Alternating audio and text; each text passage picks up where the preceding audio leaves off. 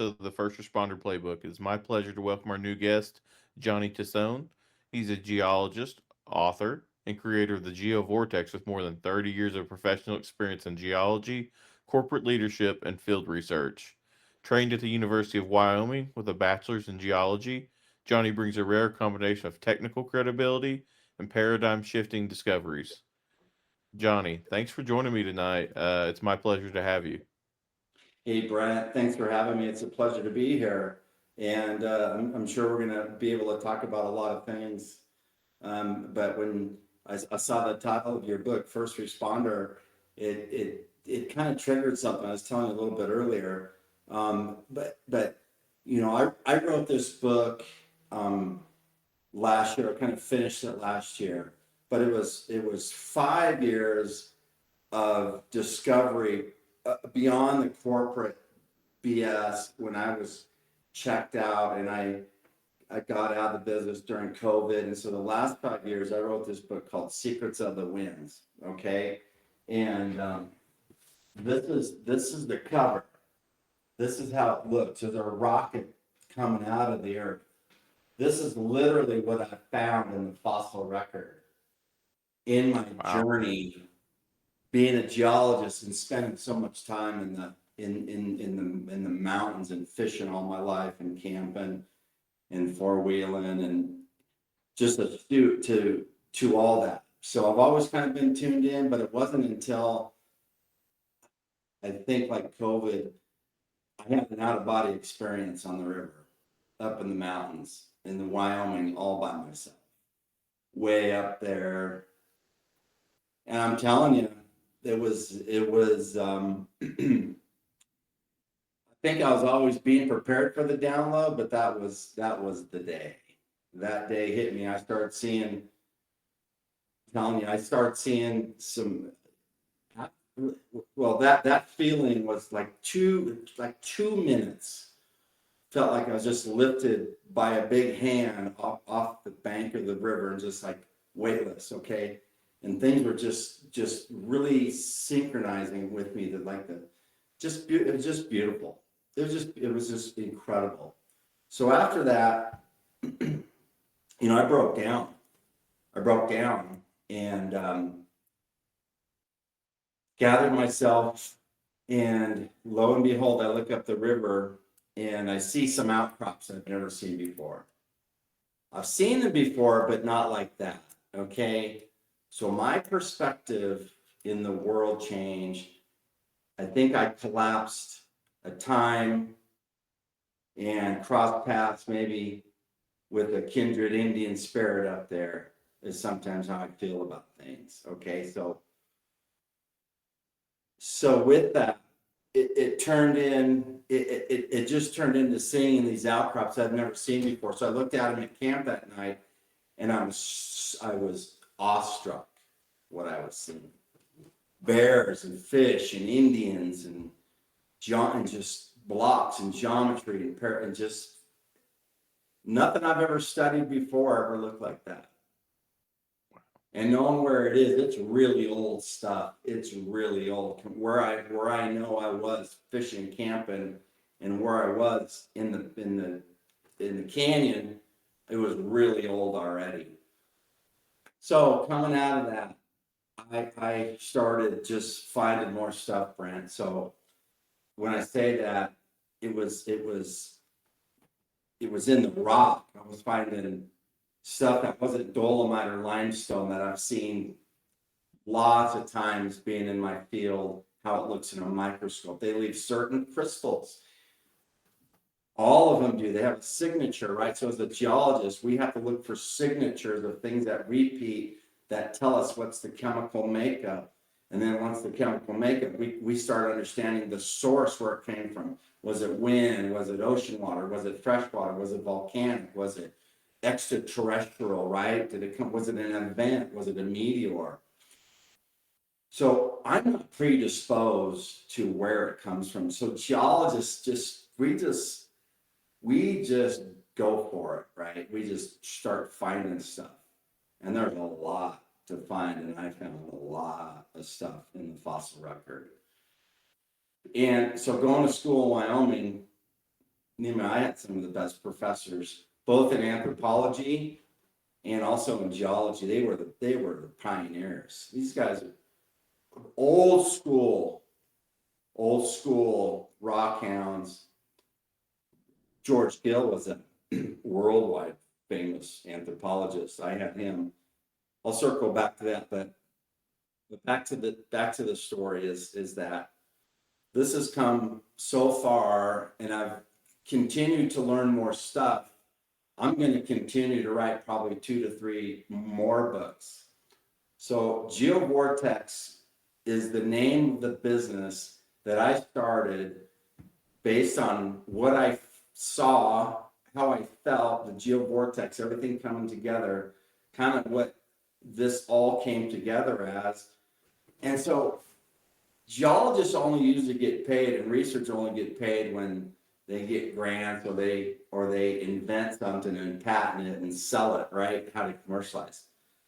So I'm saying, well, I'm not going to be able to sell my bones. I'm not going to be able to sell this stuff individually on eBay and on so what it was, I said, I got to have a business that is my intellectual property that I'm putting my books in, I'm putting my merch in, I'm putting my library. So I'm building up my portfolio. I'm going to be submitting a bunch of white papers, science abstracts, because this is all science. It's new science. But it's also spiritual. It's where the conscious now meets the science. And that's the awakening I'm having. And that's what I'm saying. So back to my initial thought was, first responders, it's like they're leaders, right? You got to be leaders and take initiative, but you got to be the first one. So as a geologist, I was the first responder out on the well site. So the geologists out on the well site and all my crews that worked, and my experience we were the first responders on every well site. H2S, mud gas, oil, dry hole, wet hole. So we had to find what was coming out of the hole and log it. So we had to see the first indications and see the gas chromatograph and know the balances of the certain gases, and then also where you're at in the Rockies or Alaska or Texas or Oklahoma or whatever state. You kind of knew where you're at, but sometimes you have to be able to understand there's high pressure. You have to be able to mud up, and so it doesn't blow the hole out, right? So that role is really, really important, although it's not as glamorous as it is maybe being the driller or anything like that. It's a key point of it. So through that and through my training and what I'm learning now and what I understand about Gaia, the Mother Earth, right? What I understand about this beautiful thing is it's alive and well with an extraterrestrial specimen that came in, brought our water, created who we are. And it's so magnificent and it's so big. My story keeps going because I keep learning it. It's almost, it take hours to tell you what I found. So that's why people write books, right? My first coffee table book's 400 plus pages, but it's mostly about the pictures that I found that tell the story. Are you tracking, Brent? So it's not for geologists or scientists, it's for everybody. And it's kind of like how I found it in my personal story, but also as a geologist and what I've learned and what I've seen. And Google Earth is a great tool now because of the high resolution, but also the time lapse and the data is incredible for geologists and me and earth scientists, because not only can I see the trends from 1985, I can see when the acceleration triggered to accelerate the surface transformation process. So I was able to see over 40 years, the last 15 years, spinning faster with the processes that I've seen that have come in. And so what I'm saying is, since I've recreated the past with the rock record and put it in my book, and illustrated it with hard evidence, both in my hand and, finding these cool gems that cut glass that are perfectly round and have an edge. It's organic. There's nothing metal or silicon in it. It's just a beautiful piece. These are the kind of things I find. This is a super alloy that I found called tesonite. So this is as light as a feather, but if you look, see how it disappears? It's so thin. It disappears. Look at that. Wow. You see what I'm saying? That's really cool. It's as light as a feather. So I'm saying, I found this, and I find this stuff in the field with my experiments, and I find things, and so my story is so far advanced that.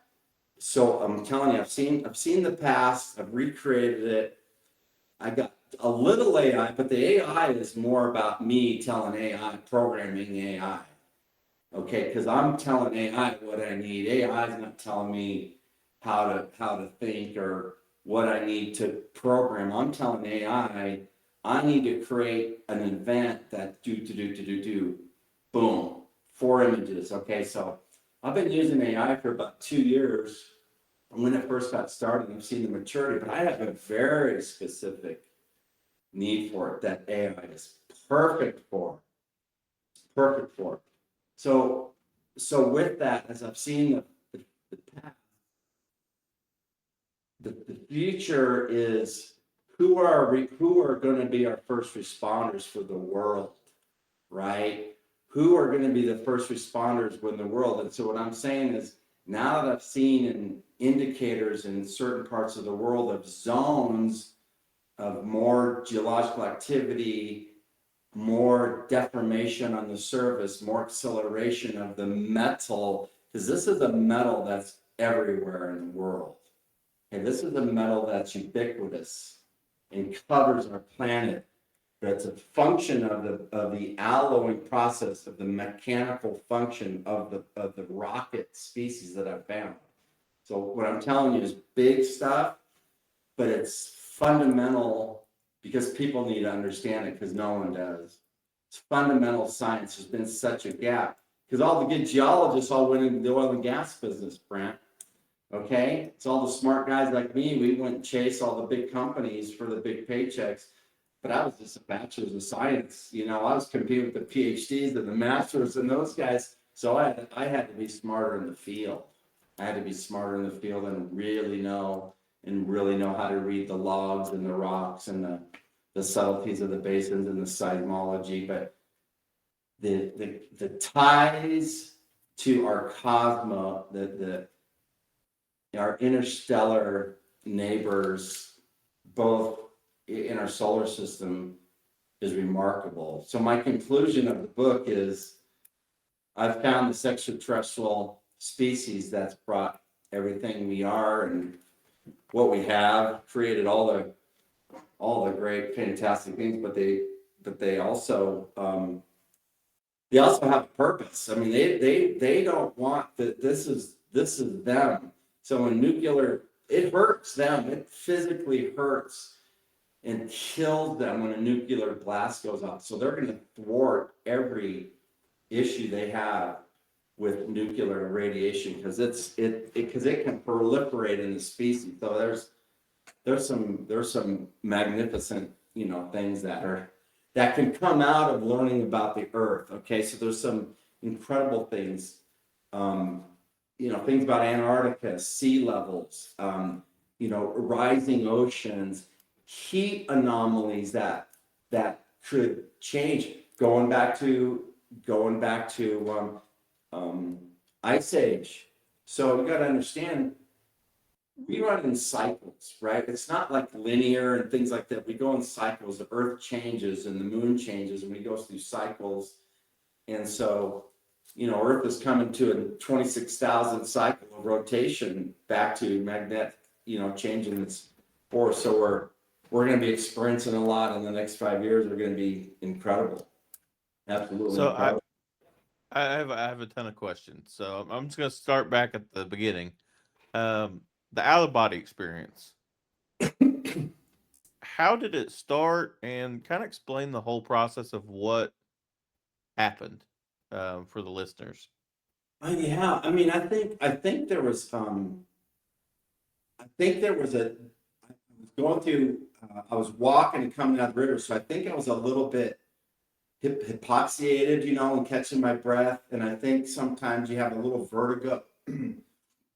Sometimes you get up fast, or you walk, because I remember coming off the river, and then I sat down, and it's like I was caught. It was like, ooh. So right then I felt like, ooh, like I was dizzy. But then dizzy came into a sensation. The dizziness came into a not a confusion. Okay. So when you spin around and you're kind of wobbly, you feel kind of weird, but you're still wobbly. I wasn't wobbly. So I felt like this peaceful, light feeling. So I think it came about, but I also think it came about because, there's quantum physics behind people being in a place in a past or future time where, particle physics now and quantum physics, there's a lot of that demonstration where you can communicate in different times in different places in the universe, and two particles can be connected. And so there's a lot of that parallel and that mirroring, that sacred geometry I believe in. So I think it's only going to be for the very rare people that have the mind, because remember, so back to your question. I think I was always meant to find this. So I was always destined to kind of be at that spot, because I didn't even know, I hit ninth grade, and all of a sudden I loved algebra, and I became an algebra whiz. And it was just amazing to me, and because it was like, didn't expect it. So I'm just saying, I think it just kept led into that time. That's why it hit me so hard, because it was so, I mean, it was so earthbound, and I was just, like I said, I think I mean, I've been going up to the Wind Rivers for going on 4 decades, right? So I've been going in this backcountry and talking to the Indians, and they tell me the stories of the little people, and some of my friends' grandparents tell me of the little people, and this is what I found. It's in my book. I found in these lakes and these basins that lore that all indigenous people talk about. So I was destined to be there. And I was ready. I was prepped through my education, through my experience. So let me ask you this, because I've always been fascinated by the extraterrestrial topic. Yeah, a lot of times, when people say they have out of body experiences or missing time, contact, stuff like that. Did you ever have anything growing up that was like out of the norm that you can't explain like that as well, or do you feel like this was the first time? Yeah, yeah. I mean, that's a good question. Up until I was 6 years old, I was pretty convinced I was an Indian. Okay, I was just pretty convinced I had a past life as an Indian. And vivid. I mean, I love to shoot and bow and arrows and fish and rocks, do all that. My dad taught. We went out in the field and found arrowheads and grinding stone. I mean, I loved all that stuff. So I think I was already wired. I think I was already part of it. And that's why I'm so accustomed to continue. But now I learned the geology part of it, by the way, which no historians and no mystics, no artists, no literates, none of the philosophers ever through time had the geology that put it all together. So the whole thing is, and what I'm saying is, there's been math, but there's been archaeology, tons of archaeology now, biology, but there hasn't been this big gulp of new geology that brings all of the extraterrestrial, brings the Egyptians, brings us everything together. UFOs brings Antarctica. It brings all of it together with what I found in the fossil record with what I can show people now. And I can go, you want to see a Stargate on Google Earth? I can show them. You want to see how big Yellowstone is? So the things I find like Yellowstone, have no idea how big Yellowstone is. It's about the super compaction theory that I concluded I found in the geological rock record when I was watching Oppenheimer, when I was actually watching the movie. It hit me because I had the pipe and I had the bomb and I had the pressure and the heat and I had the incredible understanding that so much rock in life can fit in such a small piece of this earth that came from such a difference and can bring all that water and everything carried and then create such a beautiful planet that we have is just something that's out of this is So incredible. I'm far from an expert in the field. Like I said, I've always been kind of fascinated with the topic, but will definitely say I'm on the amateur side of things for sure. But I've always heard about like ley lines and like Mm-hmm. these events being tied into like different geologic features, like different minerals they may be looking for inside the earth or specific formations that have been built across. Because I mean, you see pyramids in Egypt, you see them in South America, Central You bet, America. all over. Um, do you think that all these are all tied together? Like, Yeah, because absolutely. you touched on it a little bit, like the nuclear stuff. And if you look back over the past 60 years, since nuclear power has really taken off, and you look up UFO sightings, they're all around nuclear facilities, where we store nuclear bombs. I was actually just watching a documentary the other day on like when we almost went to World War III because some nuclear sites got armed, mysteriously when they saw a UFO. So like these things have happened, and the information has I been mean, very guarded and slowly getting out there. But do you think that like it's all tied back to stuff like this? I do because what I found is the master component. It's the master. It's the master key because it's so big. It's so pervasive. It's what it is. We're just tiny little bodies, but I'm telling you, our conscious is huge on this earth. It's huge. And So when I say that, because it just is, because there's a so different time now. let me ask you this: when people think extraterrestrial, you said you found these extraterrestrial beings. Are we talking about like organisms? Or are we talking about like another race of like, I don't want to call them people, but there's people who've had interactions. So It's there's grays. There's original animals and the original humanoids that are okay. extraterrestrials.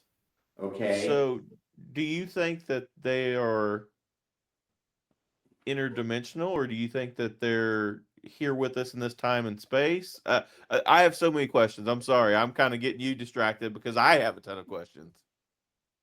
Um, they're multi-dimensional. Are they interdimensional? Has different connotations.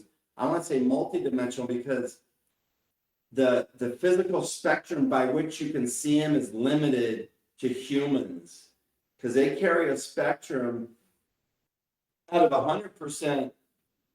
We only see them less than 0.02% because there's a spectrum of light. So what I'm saying is with Google Earth and with my skills, I was able to capture enough photonic change. And when my eyes captured and saw, I was able to collapse the image of seeing what these impact craters look like when they hit on Google and see it repeated. So once my mind saw it, I could know what I was looking for, and then I could find it again. Then I went on to the next process. Well, how did they land? How did they create all the dams? What are their land? So I started finding the landing structures. I started finding the mechanisms by which they landed. So my stuff is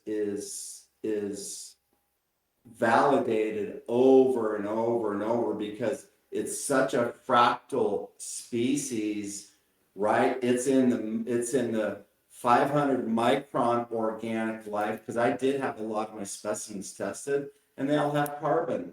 Okay, they all have carbon. There's all carbon. There's nitrogen, but there's a metal here. There's a different metal here. This is a super metal. I told you. This is a rocket alloy. This is the intergalactic rocket alloy that brought us all the technology we ever need for humans.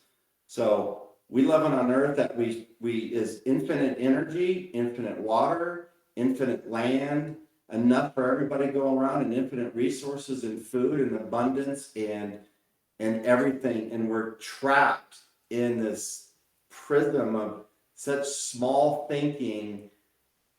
I'm convinced I'm here to share with people how big and how awesome humans are in an awesome world, and they're not going to believe my pictures. They're not going to believe it because it's going to go. Do you think these beings live here within the Earth, or do you think they come from space? Well, there's going to be a lot of Earth's fairly popular, right? Pretty popular with, Lemurians, Arcturians, there's all kinds of different Palladians.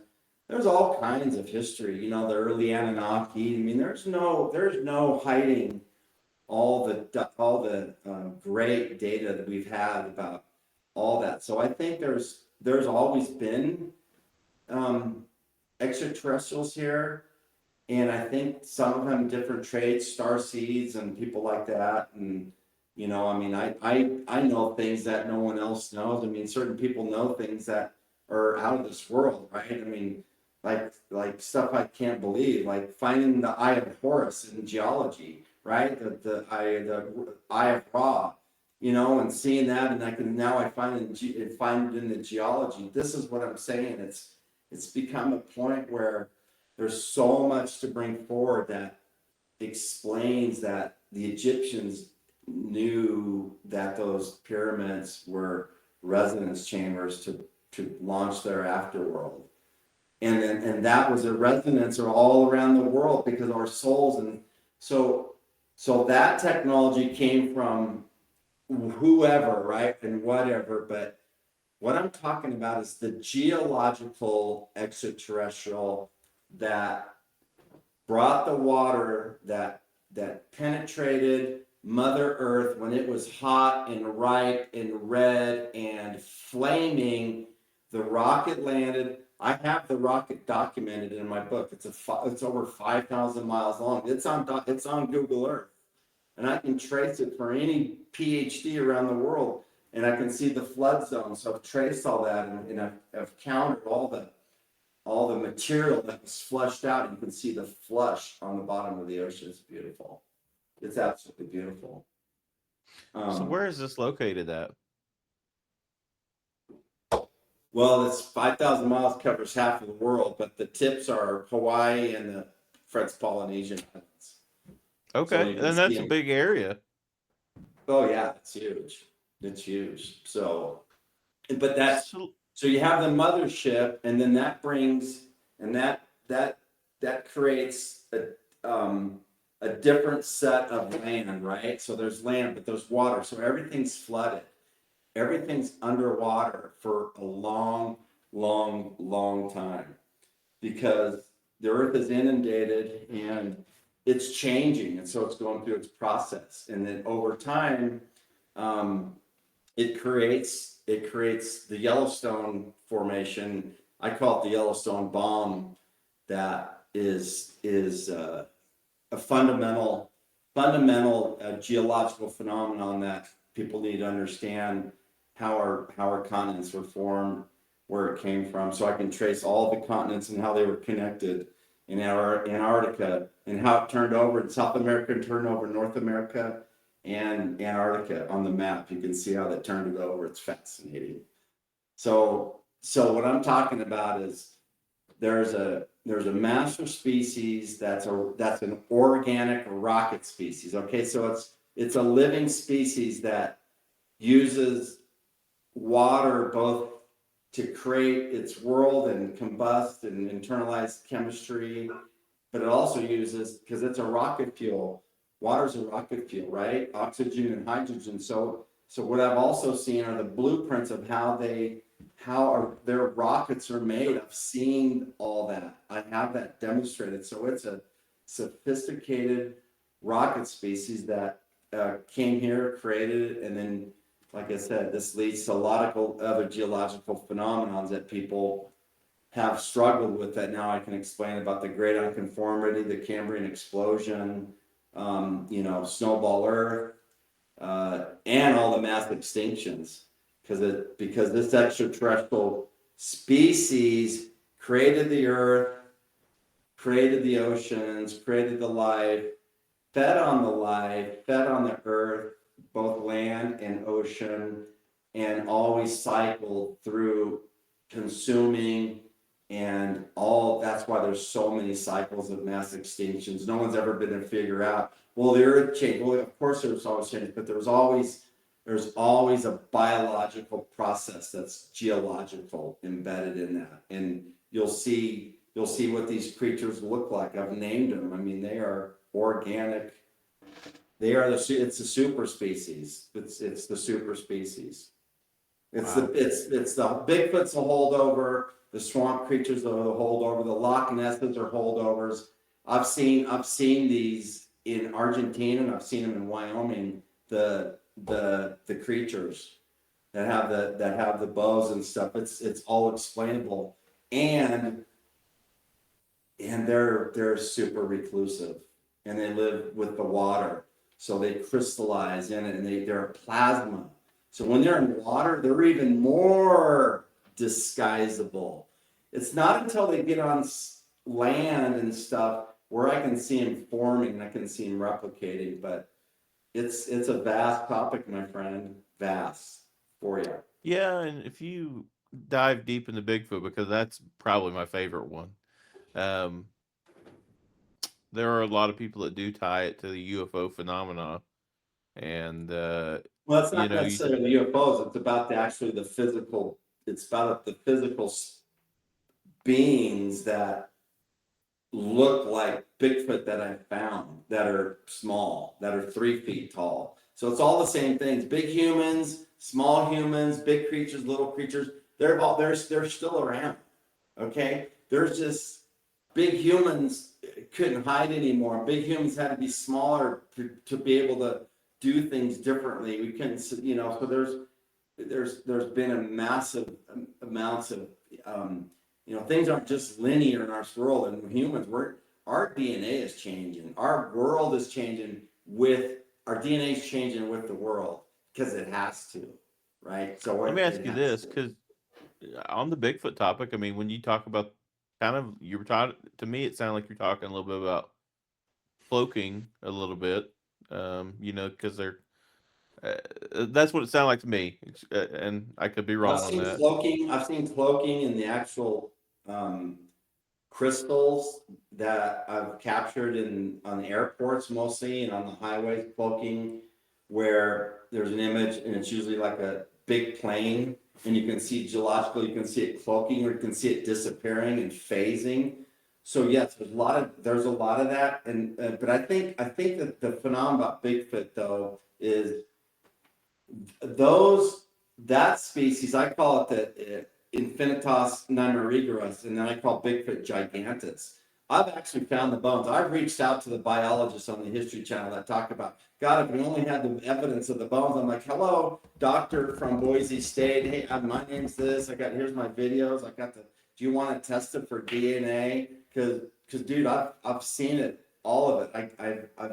I've rebuilt their whole skeletons because I have so much data. I've had put all the bones together. I've seen how they dig. I've felt their microscopic darts in my elbow and how painful it was. And I've seen how their mouths blow saliva out and create it's a magnificent, incredible species.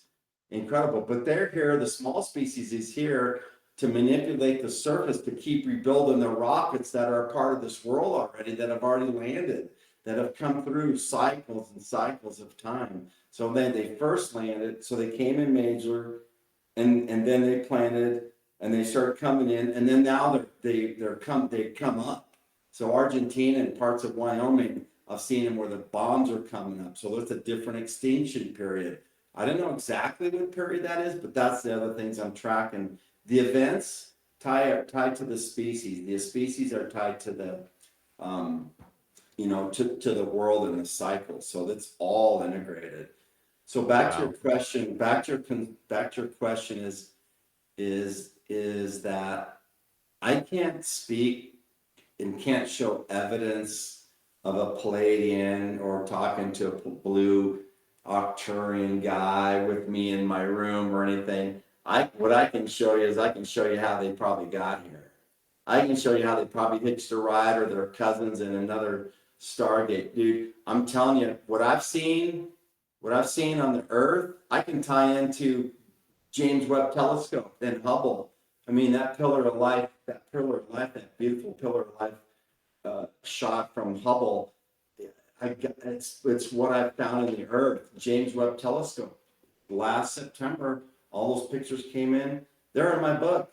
I had to rewrite my last chapter because there's so much correlation with this, our Earth, and what I've seen in the cosmos, and on Venus and on Mars, from what I've found, and just out in space from amateurs. So it's a massive, pervasive species. It's not harmful. It's our responsibility to know it and to take care of it, because it's us. It's what's made us. Because I think our DNA is billions of years old. So That's awesome. it's just one of those. So I I want to bet touch on you the have a lot alloy a of little questions. bit. I want to touch on the alloy a little bit. Yeah. Where did you find that at? And is that something that like everybody knows about, or is this something new? Because I mean, you talk about like Roswell, for example. They talk about alloys that bend and then pop back in place and stuff like that. Is it similar to that, or is that kind of like what we're talking about? Or I have Well, that was, a lot of that was the physical ship they found as is, right? So that stuff is there for them to touch and feel, because it just came out of a different flight, right? And it crashed, and they found that metal performing at a function at hmm a certain at a level, right? They found it propulsing, and they found it igniting and crashing. So there was there was a phase change. Um, and I don't dispute what they found at all. What I can share, what I'm telling you is, I found evidence of a super alloy metal that's in a certain phase that is unexplainable by modern flight, by modern scientists, because of because what I tested, that there's nothing like it, and why, and how it's so light, right? So it's as light as a feather. I mean, it's as light as a feather. It's down here somewhere. But and then I did the study of it. So what I started finding when I looked at it in a microscope, super magnified, I started seeing a pattern. So when I start seeing the pattern, and I start seeing the dimensions 1 centimeter by 3 centimeters, and I start seeing the patterns, I named it fractalography. And what I mean by that, it's a word, I mean, that brings a lot of my background, but the fractal nature of how I see the superalloy twist in a certain pattern and fold within itself.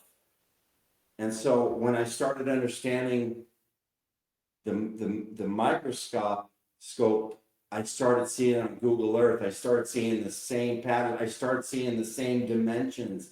I started finding I started finding different colors in Greenland, but they were all 1 mile by, they were all one mile by 3 miles, or they were all relative to the dimensions. There are 1 to 3 perfect ratios. And these things were slabs, huge slabs in Greenland. That's in my book. So this stuff is so visual.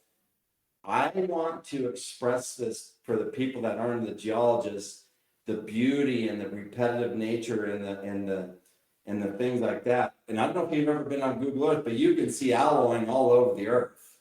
All over the earth now.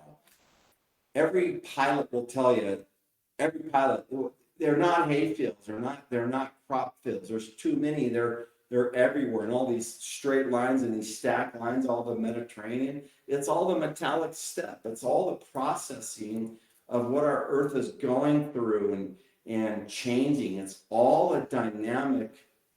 It's what my book is. It's a freaking rocket blasting off. But it's fractal, so they all make up our Earth and make up the mountains, and I call it rocket geology, because it is. Yeah, and that's how history's made, my friend. Right That's here. awesome. And I don't, and again, I don't want to get too deep because I want people to buy your book. Where, as we start to wrap up, where do you see yourself going next? But also, like, where can people get in contact with you, and where can they get your books at? Hey, thanks for that question. Appreciate it. So geovortex.net. That's my website. You will not see a cooler website anywhere, and I challenge you to do so. So on top of that, so if you go there, I'm building a library, and I'm offering the people that go there to get a hold of me on there, but I'm willing to throw in, if they want to get the library, they're gonna have all the books. For a one-time $150 lifetime membership, they're gonna get all my books. I'll throw in a freaking cool hoodie, because if you see my website and you go to Rocketware, that I made a complete merch line with the colored crystals that are the coolest freaking patterns that you'll see anywhere in any clothes. So I'm trying to build upon that. I'm trying to attract customers and audience, because it's not only the books and the science, but there's all this creativity that's coming out to show people. If you don't care about the geology, which is really cool, then you'll probably love how these patterns and these blues and these crystals look like that, because I think they're stunning. So I just want people to come check it out, ask questions. They're gonna learn things they're gonna keep with them the rest of their life. And what I'm telling you is, my next books are gonna be talking about how I'm incarnating and why I'm saying that, because of things I've seen that are so relative in my work now, but in my life, that I'm seeing on Google Earth, Brent. It's crazy cool. It's crazy cool. I'm inviting everybody along for the ride, because it's one heck of a ride, and you're gonna love it. That's Promise. awesome. Johnny, thanks for joining me tonight, and it's been my pleasure hosting you. Hey, thanks, Brett. Cheers, Thank my you. friend. Bye bye.